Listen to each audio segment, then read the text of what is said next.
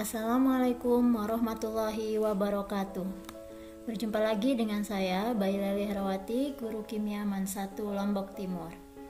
Baik, kali ini saya akan mengajak kalian untuk membahas satu materi kimia lagi, yaitu tentang penyetaraan reaksi redoks. Nah, materi ini ada di kimia kelas 12. Yuk kita mulai pembahasan materinya. Nah, sebelum kita berlanjut ke penyetaraan reaksi redoks, ada baiknya kita mengingat kembali tentang apa sih reaksi redoks dan beberapa konsep tentang reaksi redoks itu sendiri. Jadi reaksi redoks ya, seperti yang kalian ketahui, itu kepanjangan dari reaksi reduksi dan oksidasi, dimana perkembangan konsep tentang reaksi redoks itu ada beberapa. Nah, ini hanya ada 3 yang Bu Guru yang Ibu berikan di sini. Oke, perkembangan yang pertama itu berdasarkan konsep pengikatan dan pelepasan oksigen, di mana reaksi oksidasi itu merupakan peristiwa bereaksinya suatu zat dengan oksigen. Jadi di sini terjadi pengikatan oksigen, ya. Sementara reduksi adalah reaksi kebalikannya, yaitu peristiwa pelepasan oksigen dari suatu zat. Nah, untuk reaksi oksidasi contohnya ketika natrium direaksikan dengan oksigen, dia akan menghasilkan Na2O. Nah, tadinya natrium tidak mengikat oksigen, di hasil reaksinya terjadi pengikatan oksigen. Nah, berikutnya di reaksi reduksi. FeO plus H2 menghasilkan Fe plus H2O. Nah, di sini tadinya Fe dan O itu berikatan. Nah, ketika terjadi reaksi reduksi, ya FeO, O-nya itu lepas, sehingga Fe di sini tidak lagi mengikat O. Ya, ini disebut dengan reaksi reduksi. Yang kedua, berdasarkan konsep penerimaan dan pelepasan elektron. Jadi ada serah terima elektron di sini. Nah, yang dimaksud dengan reaksi oksidasi yaitu ketika terjadi peristiwa pelepasan elektron oleh suatu zat. Contoh, natrium ketika dia melepaskan satu elektronnya, natrium berubah menjadi ion Na+. Nah, di sini natrium mengalami yang namanya reaksi oksidasi. Nah, kebalikannya adalah peristiwa reduksi, yaitu peristiwa penerimaan elektron oleh suatu zat. Contoh, ketika ada F, ya, di sini menerima elektron, ya, dia berubah menjadi F-, ya. Oke, mohon maaf, di sini harusnya F2 ya. Nah, jadi F2 plus 2 elektron ya menghasilkan 2 F-, seperti itu ya. Karena kalau halogen itu dia molekulnya diatomik ya. Oke, berikutnya berdasarkan konsep yang ketiga. Nah, konsep ketiga itu berdasarkan kenaikan dan penurunan bilangan oksidasi. Ya, nah peristiwa oksidasi itu terjadi ketika adanya kenaikan biloks. Ya, jadi kenaikan bilangan oksidasi. Sementara reduksi adalah kebalikannya ketika terjadi peristiwa penurunan bilangan oksidasi atau biloks. Contoh, Zn plus HCl menghasilkan ZnCl2 plus H2. Nah, di sini biloksnya Zn itu adalah 0 karena dia merupakan unsur bebas. Kemudian Cl di sini -1 ya, sementara H-nya itu +1 ya.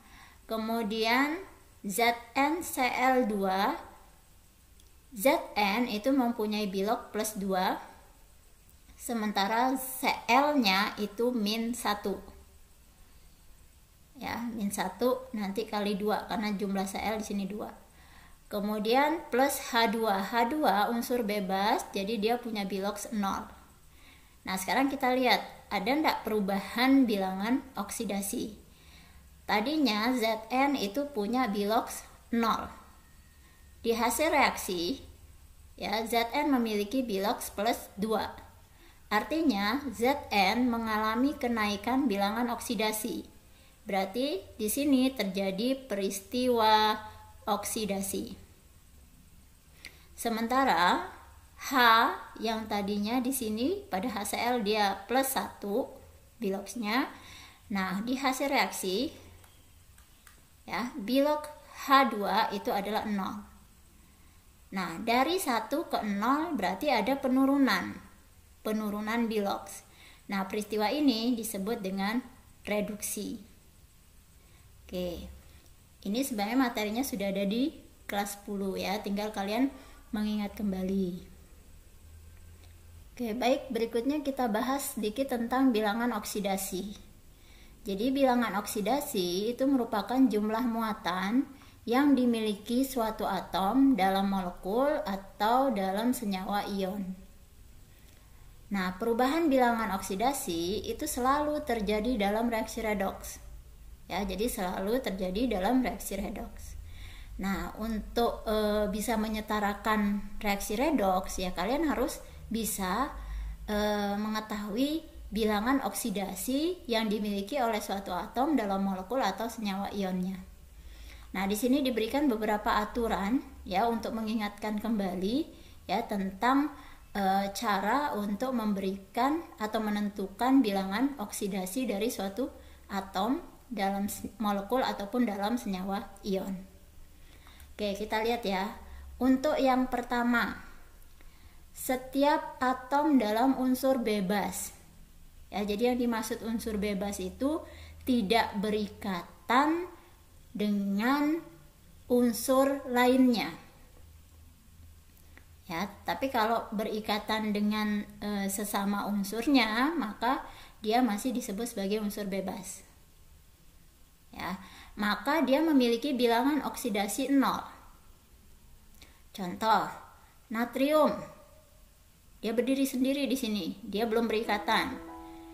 Maka biloxnya sama dengan 0. Berilium, kalium, ya, timbal.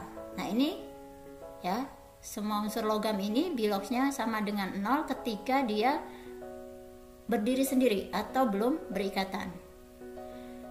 Hidrogen. Nah, hidrogen molekul diatomik ya, dia berikatan dengan sesama hidrogen.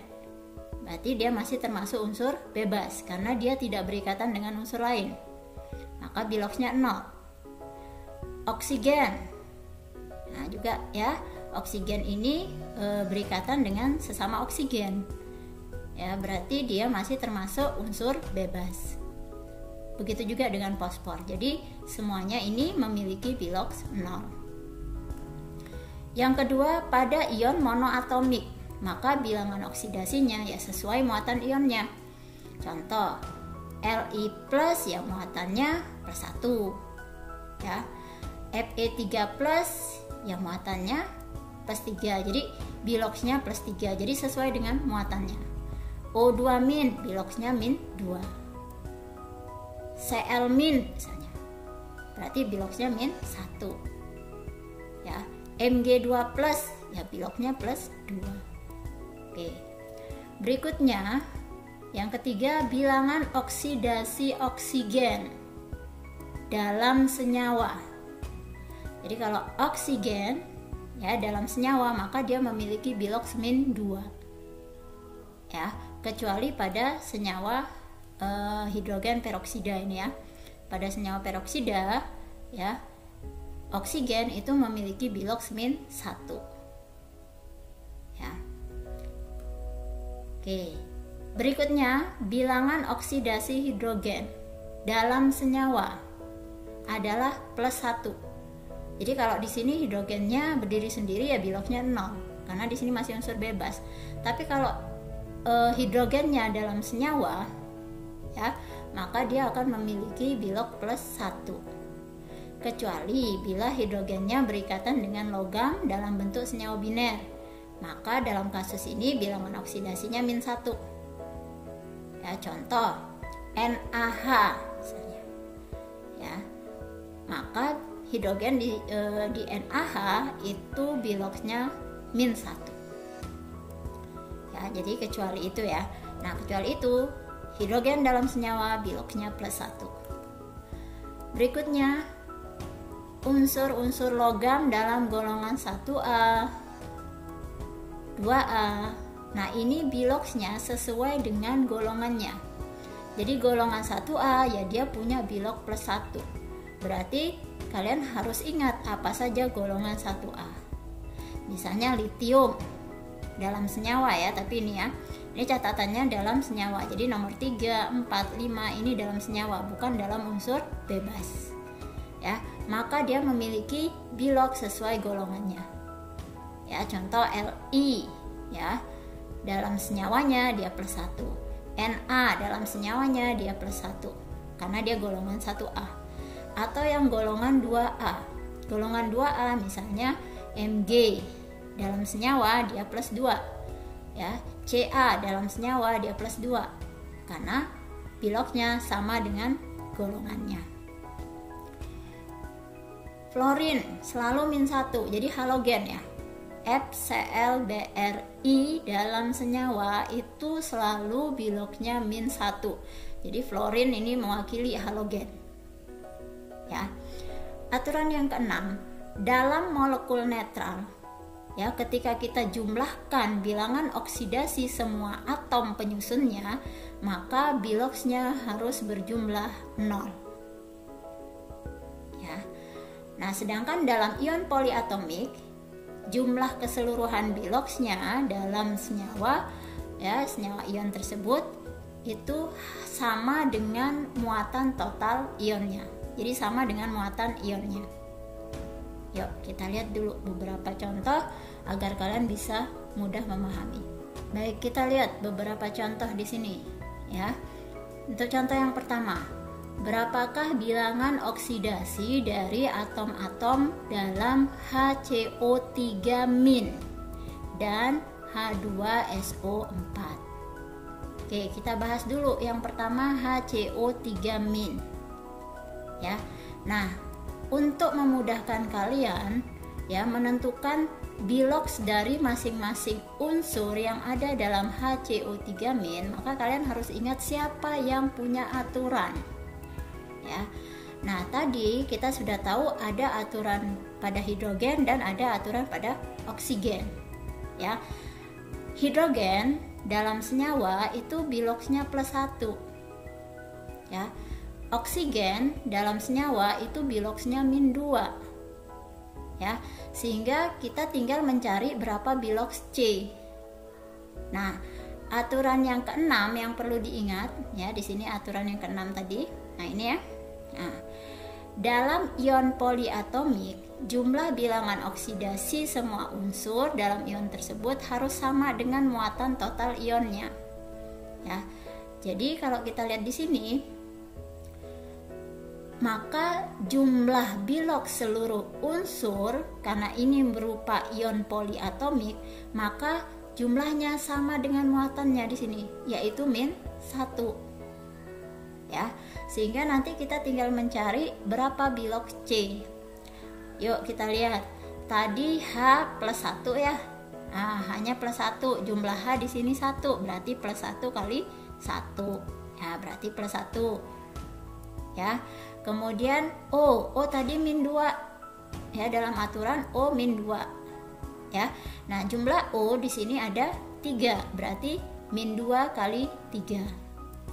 Nah, berarti kalau di sini +1 ya, berarti di sini -6 ya. Nah, C-nya berapa? Kalau total seluruhnya harus sama dengan -1. Jadi -1-nya tuh dari sini, muatan ion dari keseluruhan ion poliatomik ini. Ya, berarti 6 ya, 6-nya dari oksigen tadi ya, -2 kali 3 ditambah 1, satunya dari hidrogen ya. Kemudian yang ditanda tanya ini berarti nyari biloxnya C ya, sama dengan -1. -1 ini total keseluruhan bilox dari ion poliatomik ini ya, sesuai muatannya -1. Nah, sehingga min 6 plus 1, supaya di sini min 1 berarti di sini harus plus 4. Ya. Jadi plus 1 min 6, tapi dalam pikiran kita ini totalnya harus min 1. Berarti C-nya harus plus 4. Ya. Oke. Berikutnya H2SO4. Nah, sekarang ingat lagi, yang punya aturan siapa nih? Oh, ada hidrogen, ada oksigen. Berarti kita tinggal nyari S, gitu ya. Nah, O tadi min 2, karena jumlah O di sini 4, berarti biloks O yang sebanyak 4 itu adalah min 8. Ya. Hanya tadi plus 1. Ya, dalam aturan dia plus 1, ya. Nah, jumlah hanya di sini ada 2. Berarti plus 1 kali 2. Ya. Nah, karena ini molekulnya netral, maka jumlah keseluruhan biloks itu tidak sama dengan yang ini, ya. Dia jumlahnya harus 0 karena molekulnya netral, ya. Jadi ibaratnya berapa tambah berapa kurang berapa hasilnya 0 gitu, ya. Nah, jadi kalau kita buat di sini berarti plus 1 kali 2 berarti 2, ya. Kemudian nih ya, ditambah 4 kali min 2, ya. Min 2 nya dari aturannya O, ya. Berarti min 8, berarti S-nya berapa gitu kan, supaya hasilnya 0. Jadi 2 min 8 plus berapa sehingga hasilnya 0, sehingga kita peroleh S-nya sama dengan 6. Ya. Oke. Nah, berikutnya, berapakah bilangan oksidasi Mn dalam beberapa senyawa ion berikut ini? Oke, kita lihat ya. Mn logam mangan, ya, berdiri sendiri, belum berikatan, berarti biloksnya 0 karena dia unsur bebas. Mn2+, berarti biloksnya plus 2. Ya. Dari mana nanti kita bisa tahu apakah Mn ini biloksnya 0, biloksnya plus 2, ya. Nah, itu bisa dilihat nanti dari perubahan warna. Ya. Nah, ketika Mn-nya plus 2, dia akan tak berwarna. Ya, jadi pada senyawanya dia tak berwarna. Ya. Sekarang kalau kita lihat di sini Mn pada MnO2, biloksnya berapa? Yang tadi punya aturan kan O ya. Nah, O tadi min 2. Min 2 kali 2 berarti min 4. Supaya hasilnya 0, berarti Mn-nya harus berapa? Nah, berarti Mn-nya harus plus 4. Ya. Nah, berarti Mn di sini biloksnya plus 4. Nah, dalam senyawanya Mn akan berwarna coklat. Berarti itu menandakan Mn itu berbiloks plus 4. Ya. Pada MnO4 min. Nah, berarti totalnya harus min 1 ya. Kalau di sini tadi totalnya 0. Nah, berapakah bilok Mn pada MnO4 min? O dalam aturan tadi min 2, min 2 kali 4 berarti min 8. Ya, supaya hasilnya min 1, berarti Mn harus berapa? Berarti Mn-nya plus 7. Nah, biloks plus 7 pada Mn itu ditandai dengan warna ungu. Ya. Berikutnya pada MnO4 min 2. Berapakah bilok Mn? O dalam aturan tadi min 2. Min 2 kali 4, min 8. Supaya menghasilkan min 2, berarti Mn-nya harus plus 6. Ya. Oke. Nah, Mn ya dengan plus 6 itu dalam senyawanya dia berwarna hijau. Ya. Dan ini sangat mudah untuk dipraktikkan. Ya, betul tidak ketika bilok Mn-nya plus 2 dia tak berwarna gitu ya. Bilok plus 4 dia coklat dan seterusnya. Nah, ini bisa kita buktikan dengan praktikum. Ya. Jadi Mn itu paling tidak dia bisa memiliki 5 tingkat oksidasi atau 5 bilangan oksidasi. Ya. Oke, baik, itu sekilas tentang bilangan oksidasi. Semoga kalian sekarang udah ingat kembali ya. Oke, jadi kalau kalian masih bingung, masih lupa gitu ya, ada baiknya kalian membuka kembali buku kelas 10 kalian. Sehingga di situ kalian bisa mengingat kembali tentang reaksi redoks.